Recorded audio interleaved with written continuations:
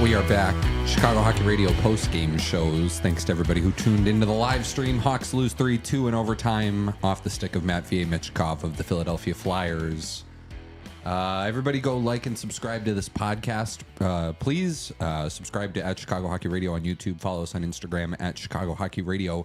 And please leave a 5-star rating and review on whatever your podcast platform of choices, whether that's Spotify or Apple Podcasts. We're going to kick it over to Justin first, since Lee and I have just been doing the live stream here. Apologies also for the Wi-Fi difficulties. They were not on our end. They were on the end of Xfinity, so those guys stink. But how are we feeling, Justin? How are we doing? Frustrating, man. I mean, I think that we've had a few painful losses this season, but I think this one might just be the most painful. I believe it's the only game we've lost past, regulation. So maybe that's why the fact, or actually, no, it's a second, right? Yeah, because the Scheifele goal of the season. But yeah, Matvei Michkov of the Flyers. It's funny.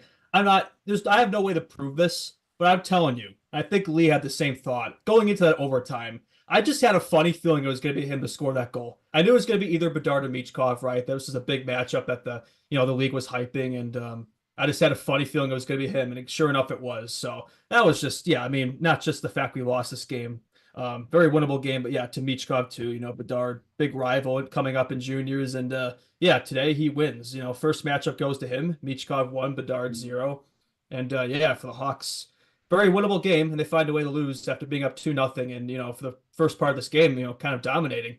But then the second half, second period, you're winning the game, and Luke Richardson decides to shuffle up all the lines again, except for the fourth line, the Maroon Reichel Smith line. I will say that was the positive of this game, is how good that line looked, right? Mm-hmm. I mean, Reichel was fantastic tonight. Definitely a legacy game for him, and hopefully he can carry that going. But why would you change up the combos when you're winning and the team's looking good? And it's like you move Bedard back to center, albeit with Turbo and Hall, so better players with him. But I thought he looked okay in the first. He had that post or crossbar. If that goes in, it'll be a different game for him. But another goalless game for him as well, which sucks. But people are going to blame him for this game. I don't, but it's just a frustrating loss overall. Yeah. Yeah. How did you feel about the shuffling of the lines? Got to talk into the mic, Lee. How did you feel about the shuffling of the lines there? Luke Richardson said a few games ago, we're looking for more continuity in this lineup. Yeah. So what is the point of that? You're looking for continuity and you're changing everything again. You can't stop doing it. The team's never going to build chemistry. Look at the one line that looked good today, that fourth line. Yep. Want to know why that fourth line looked so good? Because that Maroon Reichel Smith line has been the one threesome on this team that has played together consistently this season. So it's almost like when you let players play with each other more, they look good together. That's how that works. This? Yeah, not just swapping different NPCs on Bedard's wing every single game. Yeah. It's just so frustrating, man. It's we're doing the same thing over and over again. It's he's just not learning. Luke is not learning. I'm sorry. I think we got to be more critical, right? You're coming off a big win against the Florida Panthers, arguably the best team in hockey, the Stanley Cup champs, and you lay an egg against the Flyers, a team that's been ass lately, a team that's just as bad as us. And there's no reason to play like that. I mean, yes, it was an overtime, but they completely, for at least 2 periods, they were far and away the better team. They way outshot us, way outplayed us. The only reason this was even a game was because of Peter Mrazek, who made some beautiful saves, by the way. So props to Peter. That's another positive. Yeah. But otherwise, not much positive to take away from this game, unfortunately, besides Peter, Reichel, and the Unks, Maroon and Smith. They showed out, so props to them. Maroon's been kicking it lately. Yeah. Do you guys want to talk? Let's start with the fourth line then. Yeah. Because those guys were going all night. All night. Every time they were out there, they were doing all the little things right. They were responsible defensively. They were way more responsible with the puck than any of the other 3 lines by far. Way less turnovers. And then every time they got in the offensive zone, it's like they were creating something. Yeah. They just knew where each other were going to be, and they kept finding each other. It's so funny. I mentioned on the stream, Maroon is one of the slowest players in the league, and Lucas Reichel is one of the fastest players on our team, and yet they're still able to complement each other so well.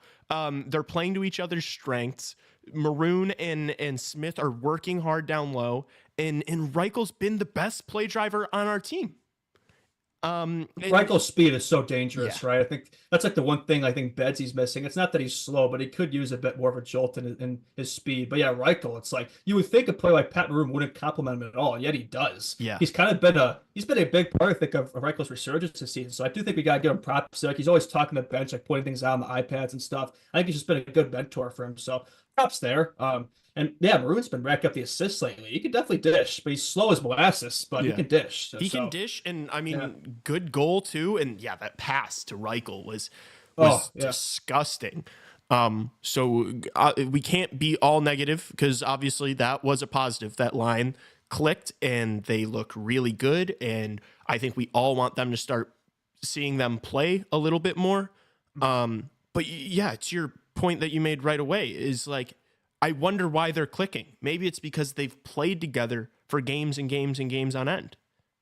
I think we got to go back to that Foligno, Bedard, Tavo line, the first line, because that's like the one like first line trio that's actually like worked out for an extended period early season. That was a good first line. We went away from it. And ever since then, it's just been a constant shuffling. We haven't really been able to find something that's worked there since. So maybe we got to go back to that or stick with Turbo and Hall up there. I actually thought they looked good together, but it's probably gonna be completely different on Wednesday because this is Luke Richardson we're talking about.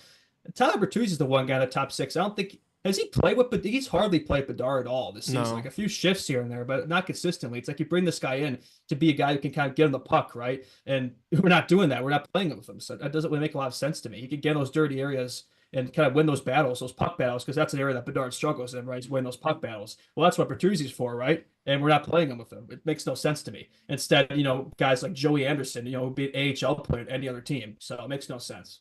Yeah. Justin, I would love to hear kind of how you feel about it. I thought that third period was absolutely maddening. Yes. From my perspective, it felt like we kind of just laid back and let them attack us as much as they wanted to. I felt like we had two lines, the Dickinson, Anderson, Donato line, and then it was like Bertuzzi, Mikheyev, and Foligno line. It felt like every time those two lines were out there, it was like, they could do literally nothing offensively. So it was just defense time. Yeah, that's what I saw too. I mean, it's funny. I'm actually looking at the stats here. We actually had 7 shots on goal each period. It didn't feel like that. It felt like the third period we were stuck in our end the whole time, right? Yeah. It was inevitable. Like we were watching the game. I was like, it's inevitable. The Hawks are going to choke. This is going to go to overtime. Like, it didn't feel sustainable at all. I was just ready for it, to collapse, and it did. And when it went to overtime, it's like I knew right away. We're losing this game. We got nothing going. All the momentum's on the Flyers' side. And yeah, I wasn't surprised at all when Michkov scored that goal. Yeah, I knew after the second one went in that we were going to lose the game, and I had said it. I can't wait to find that clip. I said Michkov was going to score the overtime winner. That's another blown lead the third period. I don't think we've seen that before at all on this team. Just the inability to play 60 minutes. I think we've talked about this almost every show, but we're going to keep mentioning it because unfortunately it's just the same thing is still happening. Yeah. It's just inexcusable. I mean, I'm sorry. I think coaching is a big part of that. I'm on Instagram right now. Hockey reporter, Sarah Sivian. She posted that she bet $5 on Matvei Michkov as the 5th goal scorer and walked away with $140. I should have done that. I should have done that too because I knew he was going to score. I don't sound like LeBron James right now. Like, oh yeah, I knew Michkov was going to score that overtime winner, but I really did. I think you did too. We could have made a lot of money, but yeah, I didn't even think about that. Yeah, me neither. You can because I always make my bets before the game. I don't really do them live, so I just never really think about it. Yeah, I'm not a big betting guy like you anyway. Yeah, Lee's throwing the units around. The other thing too, like what I will say about moving the lines around, and we did a little fourth line talk. If you were going to move anybody up, why wouldn't you move up Lucas Reichel? I know that those guys are going together, but why not play him with somebody else who can maybe move at the pace he can move and finish at the pace that he can finish and think the game at the level he can, right? I don't know. Yeah, he's gotten brief looks in the top 6, but very brief. Like I think a couple games, and oftentimes it's not even for the full game. Right, he'll be sent back to the fourth line when after one period they haven't done anything. It's like, well, you gotta give it time, Luke. I mean, how much times have we said this? So, but yeah, that's a player who should be in the top 6 right now. I mean, that's a player you want to see producing and good to see today, right? He had a bit of a drought going into this game. Not that he wasn't playing well. I think he was due, and it was good to see him, get a goal and assist. And yeah, definitely one of our better players out there, and he should be, right? So, but he should be on the ice more, right? Fourth line, I know he looks good, those two, but maybe make that fourth line, make that a higher line the way they're looking right now. Yes, yeah, right when you were going to be done, that's exactly what I was going to say. They clicked. They worked. It's not now but time to mix them up. Maroon and Smith can't move though. But they're the best line on the team. Yeah, but Just they can't play them. move. How sad is that, by the way, that the fourth line literally was carrying this team today? I mean, they were the only ones doing anything. Yeah, the fourth line and Mrazek were the only ones that showed up today. Yeah. People in chat commenting on the fact that I just look miserable. Dude, shit like this, like games like that, like actually takes like emotional energy out of my body, dude. And you were covering the whole game. Like, you were doing the live thing like I wasn't. So you have every reason to be emotionally drained after that. It's just like, it sucks, dude. It sucks to see that. I don't know. I'd love to hear from either of you. Where do we go from here? Like, something's got to be addressed. Something has to change. That's horrible. You can't lose a 2-goal lead to a team like that. Yeah, and we're still struggling to score, right? I mean, it's another 2-goal game. I mean, how many games this season have we not scored more than 2 goals in a game, right? You're not going to win a lot of games like that when you can't score over 2.5. So that's a problem. You got to find a way to address it. But I mean, I say find the right combos, but with Luke, we're always switch around, so it's impossible to find that right combo because nobody can build chemistry. I'm still like a broken record player. I think we say this and repeat it every show, but it's for me, it's the biggest problem right now. It's the system and that. Yeah. The other bad part about this one too is you got to sit on it until Wednesday. You know, it's yeah, not like that too. You get the other it's not like you get an opportunity to like push this one aside tomorrow and see if you can like you got to let this one soak in until Wednesday. That's a long 4 days too because this is afternoon, so it's literally like whatever. Yeah. And it's going to be a bunch of days of media asking Connor Bedard the same questions over and over again, and him getting more and more depressed. We got to talk about that quote, man. That's a sorry to interrupt, but no, please. I think I interrupt you every episode. My bad. But no, please. Yeah, I mean, this quote. Let me actually. You keep talking. Actually, let me bring up the full quotes for context. Dude, it's just like he's miserable right now. He's in a slump. The system that he's playing in, the line that he got put on, is not doing him any favors. He just got thrown onto basically the defensive shutdown line. And they didn't change the way they played for him at all. It was just like, okay, now you're the winger on the line that we're sending out there against the other team's top guys. Like, that's not going to help him get out of a slump. And then they mix up the lines again, and it's like, okay, I could maybe be interested in a Tavo, Bedard, Hall line, but let's see it for a couple games now. Like, he can't just like jump ship right away. Okay, I found the quote. This was after the game, the Panthers game, so yesterday, Friday. This is from Ben Pope. Context: Connor Bedard looked the most discouraged I've ever seen him after practice today, and here's the quote from Bedsy. I can name 100 things I could do better. I don't know, man. It's been frustrating for sure. I just don't feel like I'm really doing anything. Keep chipping away at it, I guess, and hopefully I'll find my game again. I mean, normally Bedsy, even when he's frustrated, he's very stoic, right? He doesn't really show it. But when he hit there, it's like, that guy, he sounds depressed, man, like you said. And it's like, I don't want my boy feeling that way. I mean, we got to remind him. I'm sure he's upset. I know we're not satisfied, but it's like, look, he still has 15 points in 21 games. He still is leading the team in scoring from that aspect. I know everybody likes to think that goals are the only thing that matters. And yes, 12 games is a lot. It's significant. But like, we have all these veterans on this team, right? I think this should be their time. This should be Foligno's time. Like, what's the point of having these guys if we're not going to, they should be all over Bedsy right now, like reminding him of that fact of who he is and just get him back in a rhythm here. The coaching too, because there's no reason he should be feeling this way. I know he's frustrated with himself, but I hate to see that kind of, attitude. He's a teenager. It's sad to see. Yeah. He's a teenager. Like, he's not going to be Connor McDavid right now. He's 19 years old. He's playing on the worst team in the league that does not really, the system doesn't really complement his game all too well. Look, the point of this season, I think we can all agree that the most important aspect of this season was always going to be Connor Bedard. Not even just new players, but like young players. Connor Bedard, Connor Bedard, though, in particular, like Connor Bedard's development is everything. We all knew it. We all said it, and it's not happening. And there's been a regression, and that's a problem when the main thing you're setting out to do is you're winning every single game is not the main goal here because you're not going to. Luke Richardson seems like a coach who's more coaching for his job right now and not the development of the system. Yeah, which is a problem. Which is a big problem. Here's another, good tweet from Ben Pope. He's carrying me today, but yeah, Teravainen and Bertuzzi were signed to complement Bedard, which I always said before the season started. We can go back to the September shows. I think the ideal first line is Bertuzzi, Bedard, Tavo. We saw it like for a couple games in the preseason, and like it didn't work out. It's the preseason. If you remember, like nobody looked good in the preseason in this team. It's like you're going to judge that off of a couple games. And guess how much time they played together this season, that line on 5-on-5 hockey. Yeah. Just throw it a guess how long they've been together. 10 minutes. 48 seconds. Oh my gosh. So that was before this game. So I don't know. I don't think I saw those three out there today. No, So I they think weren't. it's still 48.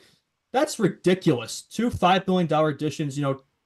Teravainen should be a first line player consistently on this team. He was at the Hurricanes. It worked out great. Sebastian Aho.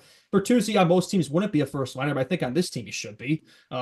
Like I said, like just for what he can do in terms of getting Bedsy the puck and things like that, and letting two skilled players like Bedsy and Turbo cook, like that should be your first line, and it hasn't. It's like it's so obvious. The solution is right there. If Richardson put those three together and stuck with it for an extended period, I guarantee you'd be way better than the slop we're seeing right now. But now it's like I'm almost worried that it's too late to do that because we're talking about three guys whose confidence are all in the gutter. Like Tavo, the game before, Bedsy said the same thing. And I don't know if Bertuzzi's outwardly said it, but he looks miserable out there. Like he looks completely helpless. He's playing, with like Mikheyev and Foligno, and he just goes out there and knows he's going to be defending for the whole shift. He doesn't look like he's doing anything. I've watched him like fall on the ice a couple times today. Like he has not been able to do anything either. And so now it's like I don't even know if you put them three together if they're even gonna be able to click. Like just a lot of these players Richard's putting together just don't complement each other in the slightest. It's like just three players with complete different identities. It's like, what do you think's going to happen out there? Yeah, a lot of these lines just look completely lost on the ice. Yeah, I don't know. You guys want to do Mrazek talk a little bit? I thought he was good. He still ended up as the second starter of the game after all that. Yeah, I mean, 34 saves of 37 shots. I mean, he was our best player today. I mean, goaltender. But yeah, he was our team. He gave us a shot to win, and we couldn't reward him. And he's looked a lot better lately. I mean, especially the Panthers game, too. He was great. Basically won us that game. He and Soderblom been such a good tandem this year. I mean, it's like goaltending hasn't been this team's problem. It's been probably our biggest strength. It's like if we could literally just score goals, we'd be able to win games, but we can't do that. We're incapable of doing that. And it's a shame. That game was so like emotionally draining and so long, it felt like by the end, that I think the first like 10 minutes, the amount of grade A opportunities the Flyers had, he stood on his head throughout the entire game. And I feel so bad for him, and that he wasn't able to get the win just because of how poorly we played in the third period. And he made that diving paddle save in the third as well. That's gonna be on the highlight reels. I was on Rasmus Ristolainen behind the net doing the wraparound. Yeah, so he did everything he could. He was looking like Dominik Hasek in the net today, but unfortunately we couldn't reward him. I'm watching that save right now. Oh my gosh, it was so close. Ridiculous, right? I don't know how I said live, I'm like, how did he keep that out? There were a couple of those tonight, though. Yeah, he stood on his head. Unbelievable game from him. Another game boosting his save percentage. Somebody asked me in chat in the live about like, is that a potential piece that we look to move by the deadline? And I was like, I don't see Kyle Davidson. No, I mean, we signed him to an extension, around the middle of last season. So I thought we'd deal from now and then. Like then what happens with the goaltending, right? I mean, so we're still waiting for Brossoit. I mean, who knows what his deal is? And who knows if he's gonna come back at this rate? Like we have no idea what's going on with him. But Soderblom's been a strength. So who else? Who'd be the backup? I don't know. Yeah. No, I agree with you. I don't think it happens. He's been our best player.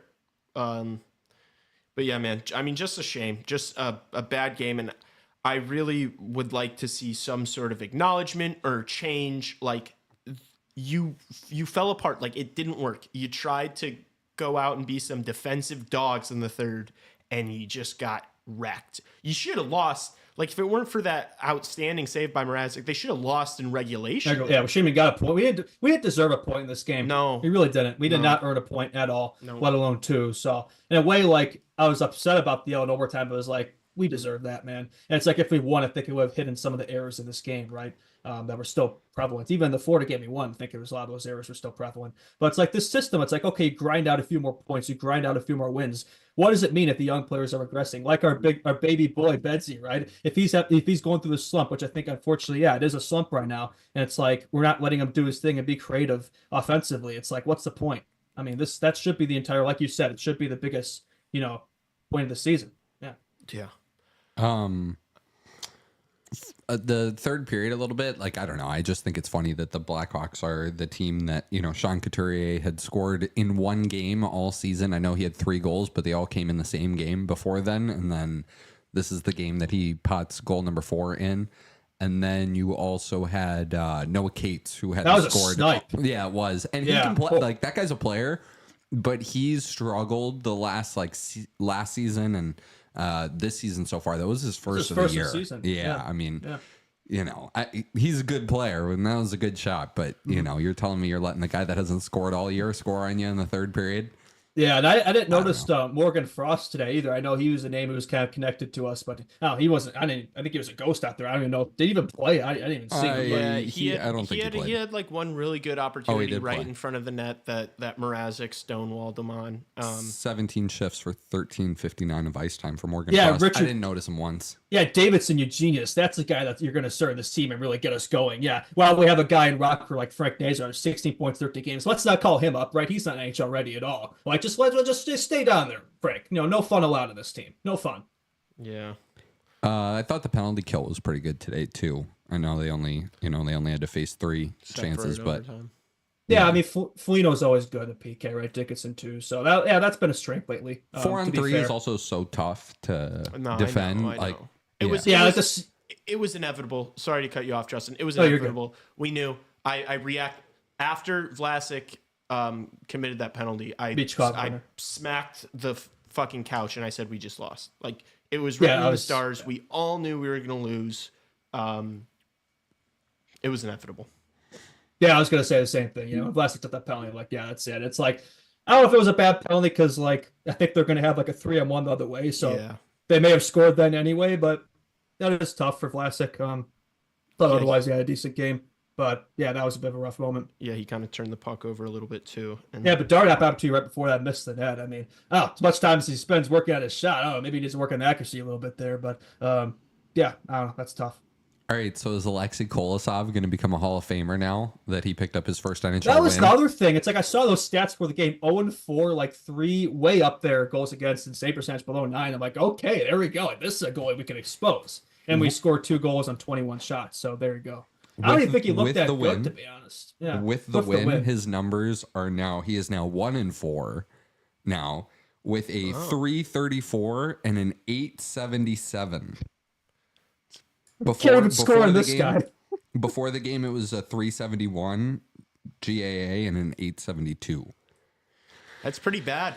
Yeah, that's pretty bad. For those listening that aren't too hip to what goalie stats are good and bad. Those are bad stats. I'm pretty sure they know. Right. I'm pretty sure if you're listening to this, you know that that's not good. I'm just having fun. And that's just what makes this all more frustrating. How is this not a game the offense gets going?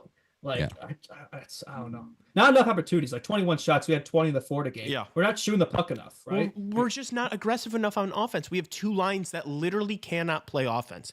Dump and chase, can't drive the net. Yeah. Yeah. You literally, like, they can't cycle the puck. They are just not good together offensively. Like, you literally have 2 lines that cannot score, that can't score.